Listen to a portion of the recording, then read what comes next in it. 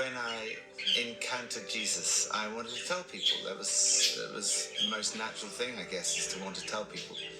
But the way I went about it was not always very sensitive. I remember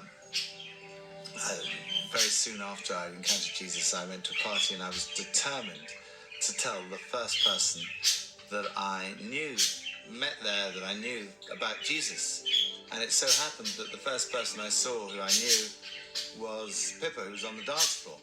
So I thought, right, I'm going to go and tell her about Jesus.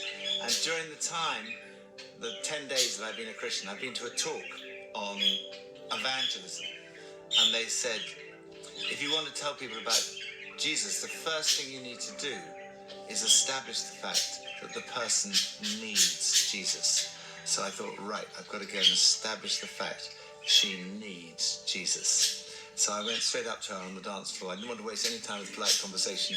I just said, hello, Pippa, you look terrible. You really need Jesus.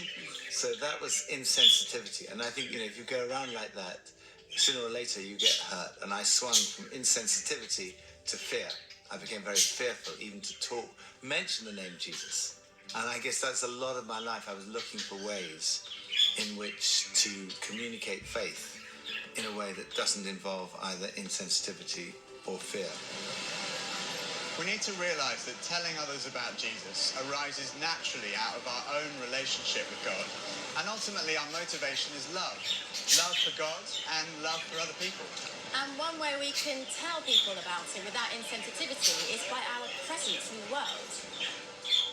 Jesus says, you are the salt of the earth. You are the light of the world. Let your light shine before others, that they may see your good deeds and praise your Father in heaven.